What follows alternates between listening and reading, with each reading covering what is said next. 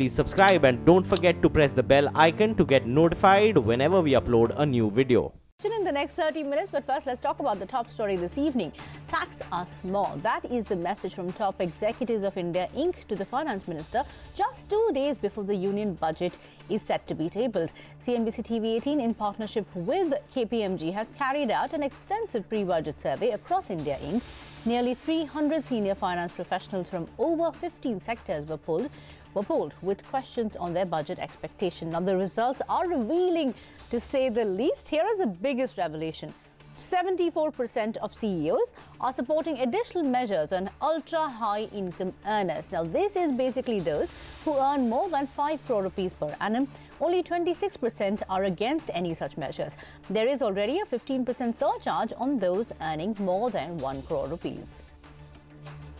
And that's just one bit of that poll that has been conducted. You can catch the entire survey at 7:30 p.m. today with Shireen Bhan and the top brass from KPMG. There are more interesting findings, as I said, and you, of course, do not want to miss that.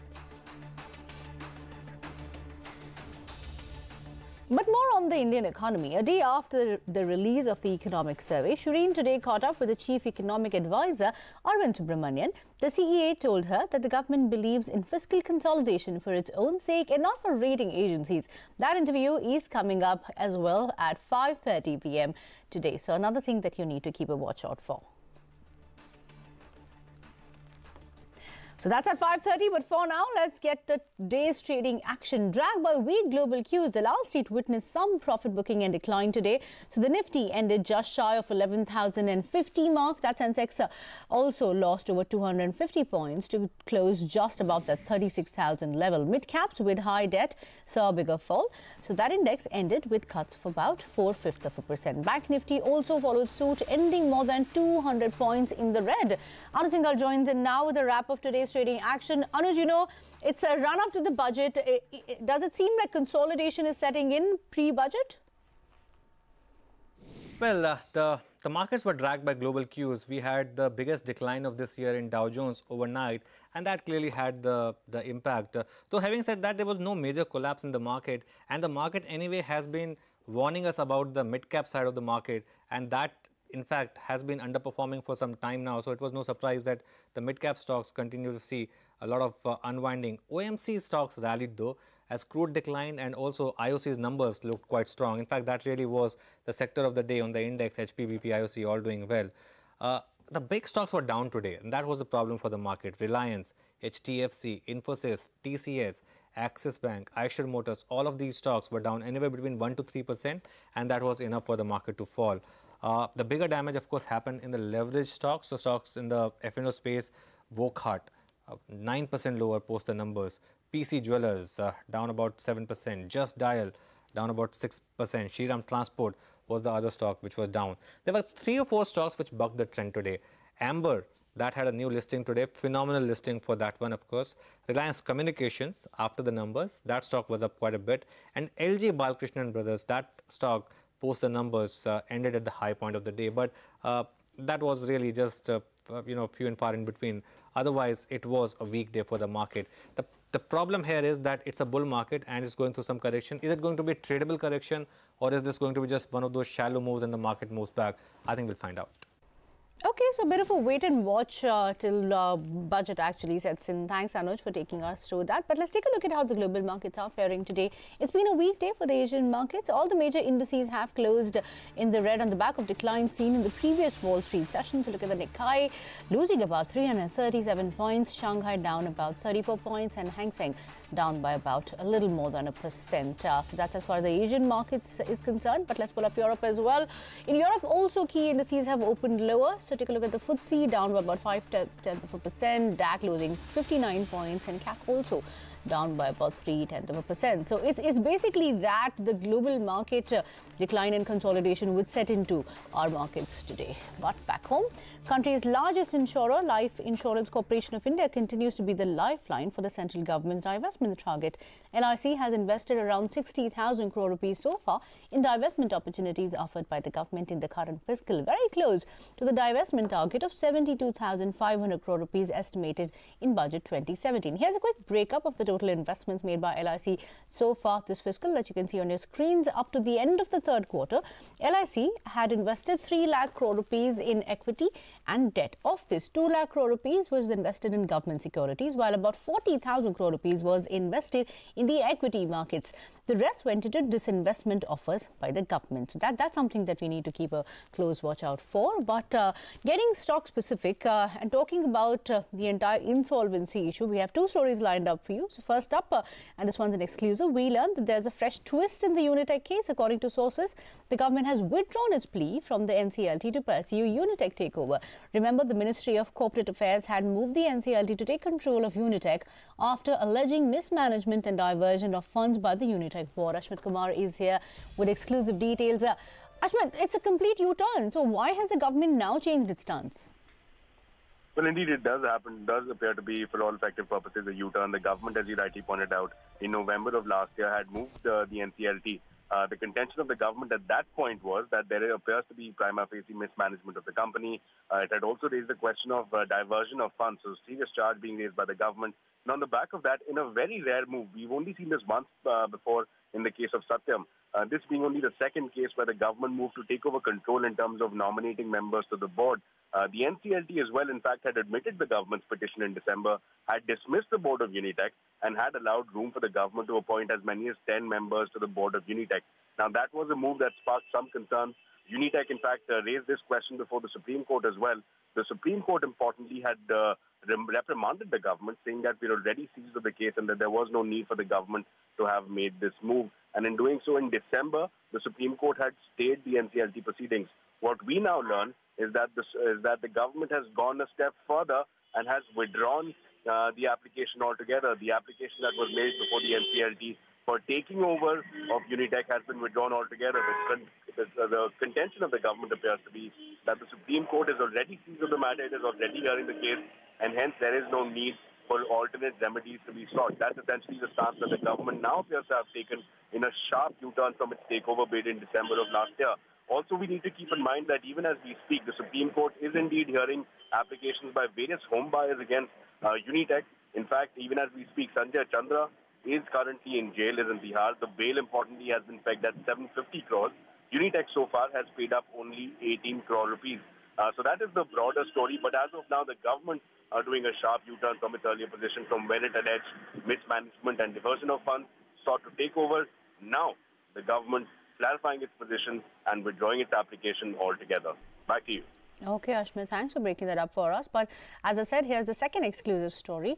After Jaiswal & Eco, Videocon Industries becomes the second defaulter to challenge the regulator for sending the company into NCLT. Sources tell CNBC TV18 that Videocon Industries has filed a writ petition in the Bombay High Court against RBI seeking a stay on insolvency proceedings. Ritu Singh has more details. Ritu, this case is likely to come up tomorrow, but what are the grounds? That's right.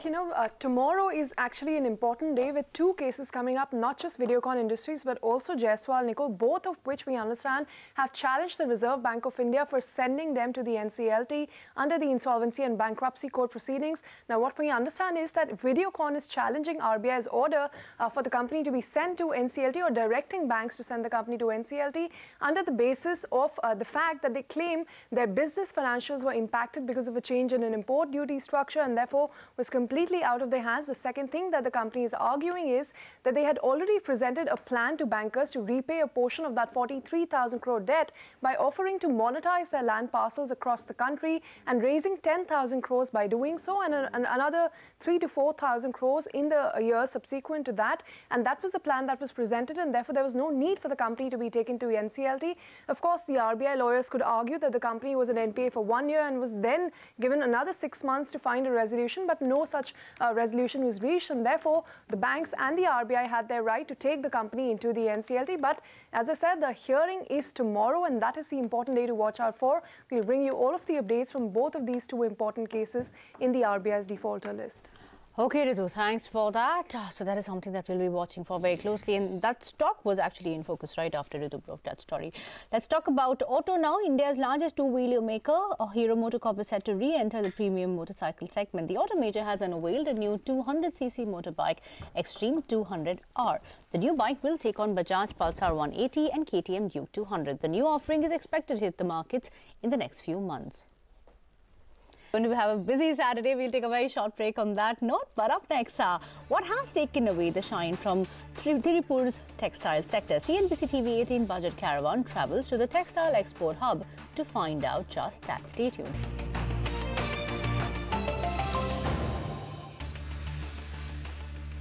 Welcome back. Now on to our special series, the Budget Caravan. One of the key growth drivers of Indian exports is textiles, with the town of Tirupur in Tamil Nadu accounting for half of India's knitwear exports. But CNBC TV18's Budget Caravan finds that FY18 has not been a good one for the exporters here.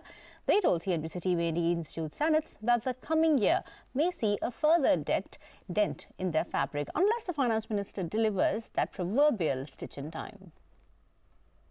On Budget Caravan today, we've stopped by the sleepy little town of Tirupur, whose apparel business records an annual turnover of 40,000 crore rupees. The last year, however, has seen all nullified on account of demonetization and GST, which makes Budget 2018 all the more crucial for this industry.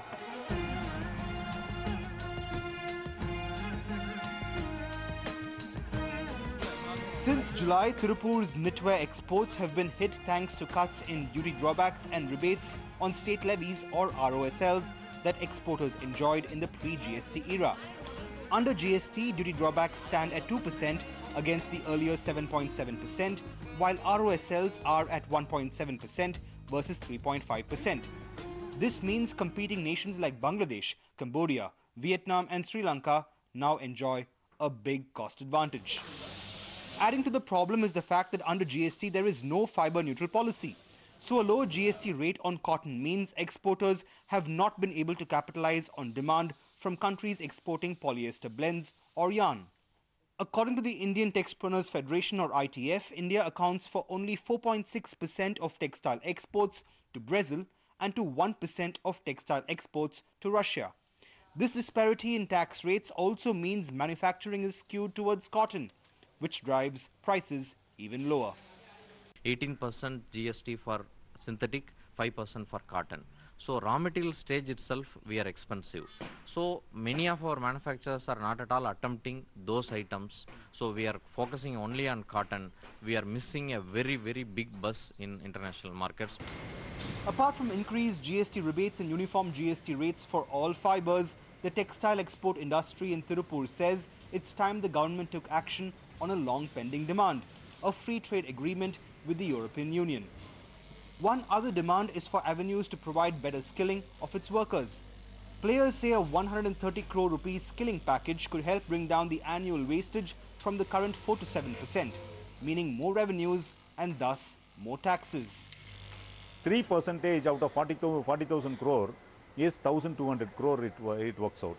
So without having any incremental business only, with the existing business, we are going to earn 1,200 crore additional profit. That means that itself assures the government kitty by way of direct tax to the tune of 450 crore every year. In Tirupur, Jude Sanat.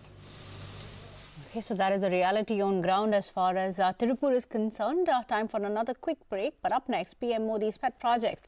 Startup India may be doing good, but are Indian startups satisfied?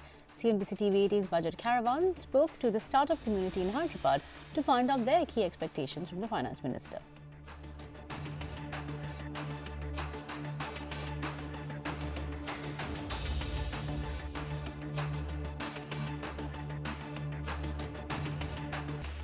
Welcome back. Sticking to our special series, Budget Caravan. Budget 2017 saw the finance minister give India's startup ecosystem a push with a slew of measures, from a reduction in the presumptive tax rate to a 8% to an extension of the income tax holiday for new startups to a 15-year breather from minimum alternate tax. But this does not mean entrepreneurs in the country have had a walk in the park when it comes to setting up and running their businesses. CNBC TV18's Nitya Balakrishnan took the CNBC TV18 Budget Caravan to the startup community in Hyderabad to find out what they hope the finance minister will deliver for them this year.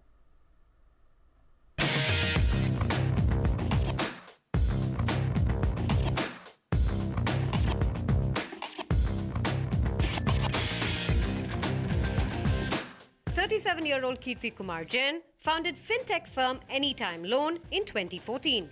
It's an online lending platform that links prospective lenders with potential buyers.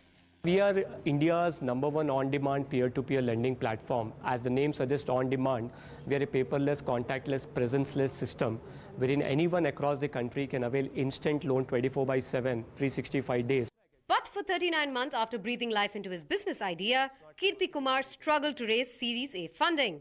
His problems ranged from regulatory intervention to problems with taxation to a lack of clarity in RBI's norms. There was no regulatory guidelines until October 2017, wherein RBI came out and recognized peer-to-peer under a category of NBFC P2P. Before that, if you look out, any borrower who is taking a loan, whether he gets a loan or he does not get a loan, he can reach out to any other platform which are available globally for free of cost, and they can probably file a case against you, go and speak to any local PS, or probably go to the economic offense wing. We have seen everything. As was the case with Anytime Loan, the struggle to raise funds in the nascent stage or the first 24 years of a startup since inception continues to be every Indian entrepreneur's nightmare.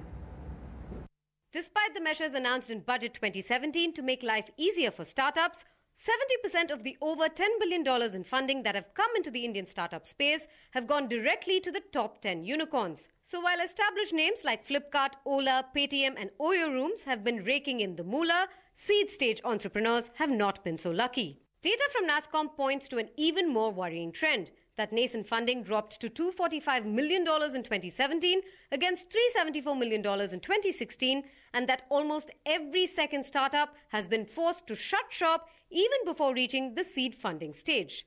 Experts insist it's now time for North Block's Budget 2018 to offer a booster dose to smaller entrepreneurs in the guise of tax reforms, clarity of norms and speedier disbursal of the fund of funds. I really hope the angel tax piece goes away. MAT is still on the table. I don't see the reason why a startup versus a large corporate is treated the same. So I hope that goes away too. One area that has particularly left entrepreneurs hassled is angel tax, where when equity investments are made at a premium to the fair price, the differential is held to be taxable as other income. There are certain angel investors active, but the challenge that comes is, if you start taxing, angel investment at an early stage, the money that could be otherwise utilized in terms of ensuring that we can capture a certain market would, go in the form of tax to the government. And, for us, we feel it's very unfair. Another is to make it easier to become eligible for the funding provided to startups by SIDBI, because in the last 2 years, only 605 crore rupees of the 10,000 crore rupee corpus with SIDBI has been disbursed, with just 17 firms being found to be eligible. Imagine the process of sourcing, screening and selecting the fund managers. It takes time. I mean, there's certain criteria that they have to apply, the track record, the team, the investment thesis, before they really kind of give that funds to the venture capital firms. For over 1,000 startups here in Hyderabad and 4,000 others across the country, the fine print of Finance Minister's upcoming budget will pave the way for the next innovative and disruptive idea of today to become the Flipkart, Paytm or Ola of tomorrow. Nitya Balakrishnan, CNBC TV18, Hyderabad.